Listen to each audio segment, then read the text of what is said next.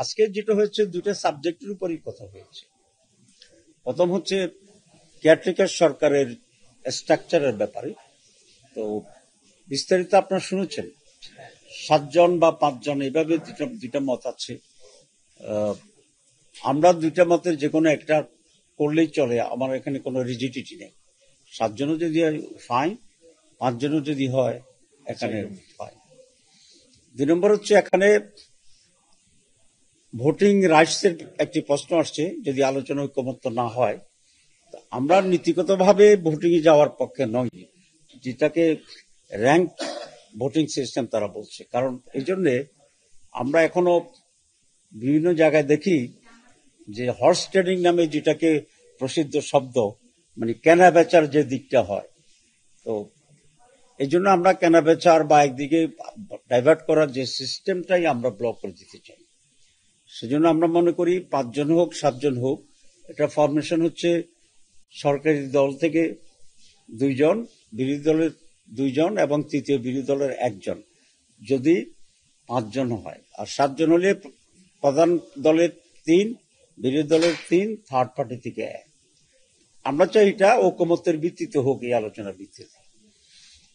2 নম্বর একটা প্রস্তাব হচ্ছে, যদি আপনার র্যাঙ্ক ভোটিং হয়, তো বিএনপির প্রস্তাব হচ্ছে থার্ড পার্টি এখানে ভোট দেওয়ার এখতিয়ার রাখবে না। আমরা বলছি নো, এখানে কমিটি যাদেরকে দিয়ে হবে তাদের সকলকেই নিয়েই ভোটিং রাইটস তাদের থাকতে হবে। না হলে তো 2 দল আবার ভোট দিল, তো প্রায় একই রকম হতে পারে। তো আমরা মনে করি যে থার্ড পার্টিও এখানে ভোটিং রাইটস এনজয় করা উচিত, কিন্তু নীতিগতভাবে আমরা ঐকমত্য না হলে পরের অপশনে চলে যাওয়ার পক্ষে। সেই পরের অপশন হচ্ছে আউটগোয়িং, প্রথম সর্বশেষ আউটগোয়িং যিনি বিচারপতি, সেটি। আরেকটা প্রশ্ন এখানে আসছে যে প্রস্তাব দেওয়ার ক্ষেত্রে সরকারি দল 3 জন বা 5 জন, বিরোধী দল 3 জন বা 5 জন, থার্ড পার্টি 2 জন বা 3 জন। আমরা এখানে একটু এক্সটেন্ড করে বলেছি যে এটা ঠিক আছে, নাম্বারটি কম বেশি হতে পারে, কিন্তু পার্লামেন্টে প্রতিনিধিত্ব করে বাকি যে সকল দল আছে সে সমস্ত দল থেকেও প্রস্তাব দেওয়ার সুযোগটা দিতে হবে। সেজন্য আমাদের কথা হচ্ছে পার্লামেন্টে ইলেক্টেড সকল দলের পক্ষ থেকে আমাদের যিনি তত্ত্বাবধায়ক সরকারের প্রধান হবেন তার জন্য নাম প্রস্তাব হবে। সংখ্যা 1 হতে পারে, 2 হতে পারে, কিন্তু there should be representation from all the parties. তো এতটুকুতেই আজকে আলোচনা শেষ হয়েছে। তারা একটা ফাইনাল ড্রাফট দেবেন, আমরা আশা করি খুব ডিফারেন্স হবে না। This is number 1। নাম্বার 2 হচ্ছে আমাদের প্রধানমন্ত্রী একসাথে কতটা দায়িত্ব ভোগ করতে পারবেন, হবে। সেখানে কমিশনের অরিজিনাল প্রস্তাব হচ্ছে যে কোনো একটি 3টির ভিতরে প্রধানমন্ত্রী, লিডার অব দি হাউস এবং দলের প্রধান, এই 3টির ভিতরে যে কোনো একটাতে একজন ব্যক্তি দায়িত্ব পালন করতে পারবেন। উনি হয়তো প্রধানমন্ত্রী থাকবেন, নতুবা দলের প্রধান থাকবেন, নতুবা লিডার অব দি হাউস থাকবেন। আমরা এখানে বলেছি যে না, দুইটাতে ওনাকে চয়েস দেওয়া যেতে পারে। একটি হচ্ছে প্রধানমন্ত্রী আর একটা হচ্ছে লিডার অব দি হাউস। এই দুটার কাছাকাছি দায়িত্ব। এখানে যদি ডিভিশন হয়ে যায় তাহলে মাঝে মধ্যে অচল অবস্থা তৈরি হয়ে যেতে পারে। টু বি প্র্যাকটিক্যাল, প্রধানমন্ত্রী এবং লিডার অব দি হাউস দুটাতেই একজন ব্যক্তি থাকতে পারবেন। বিএনপির প্রস্তাব ছিল 3টেই থাকতে পারবেন। আমরা কমিশনের একটার ব্যাপারে দ্বিমত করেছি, 2টা, এবং পার্টিকুলারলি 2টা হচ্ছে প্রধানমন্ত্রী এবং হাউস অব দি লিডার একজন থাকবেন, আর সেই সময় উনি দলীয় প্রধান থাকবেন না।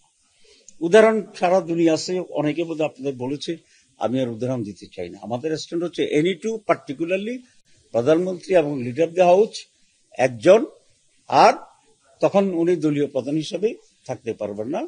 কারণ আমরা ব্যালেন্স অফ পাওয়ার গভর্নমেন্টে চাচ্ছি, পার্লামেন্টে চাচ্ছি, তো একইভাবে পার্টিতেও একটা ব্যালেন্স অফ পাওয়ার থাকতে হবে, ডেমোক্রেটিক চর্চা থাকতে হবে। এটা হচ্ছে আমাদের স্পিরিট। সুতরাং 70তে যে আমরা অ্যামেন্ডমেন্টটা করেছিলাম যে 2টা বা 3টি জায়গা ছাড়া আর দলীয় নির্বাচিত এমপিরা বাইরে মত দিতে পারবে, দলের বাইরে। তা আপনি যদি সবটা একজনের হাতে আবার রাখেন, দলের প্রধানও থাকে, পার্লামেন্টে প্রধানমন্ত্রীও থাকে, তাহলে এই ক্লজ বাস্তবায়ন করা কঠিন হবে। ভয়ে আর মত, নিজের মত যাই হোক সেখানে সেটা যাবে না। এই জন্য যেহেতু there is an opportunity for reforms, আমরা গভর্নমেন্ট, দল, রাষ্ট্র, পার্লামেন্ট সব জায়গায় এক ধরনের স্বচ্ছতা আনতে চাচ্ছি, ব্যালেন্স অফ পাওয়ার আনতে চাচ্ছি, decentralisation of power and authority, এটা আমরা চাচ্ছি। এটা হচ্ছে আমাদের প্রিন্সিপাল স্ট্যান্ড। এই প্রিন্সিপাল স্ট্যান্ডে গিয়ে যেখানে যেটা করার দরকার সেখানে আমরা রিফর্মস আনার জন্য প্রস্তাব করছি, and we are very serious for that. না, আপনার প্রশ্নের গুরুত্ব আমি বুঝি, কিন্তু আপনাকে বাংলাদেশের বাস্তবতাও বুঝতে হবে। আমরা এই যে সব পরিবর্তন চাচ্ছি কেন, পার্লামেন্টে, ভোটিং সিস্টেমে, এখানে তো একটা মিসট্রাস্ট আছে, যেটা প্র্যাকটিক্যাল কারণে এটা হয়েছে।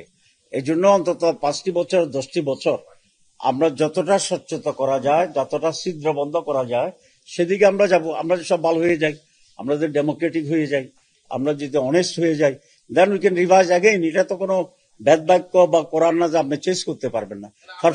ফর দিস টাইম আমরা যেটা মনে করি অ্যাজ এ স্পিরিট, যে একটু হার্ট ব্রেক দিয়েই গাড়িকে আমরা থামাবো, আসল জায়গায় যাব, পৌঁছবো, then we can think of relaxing so and change so many things. এই হচ্ছে আমাদের প্রিন্সিপাল কথা।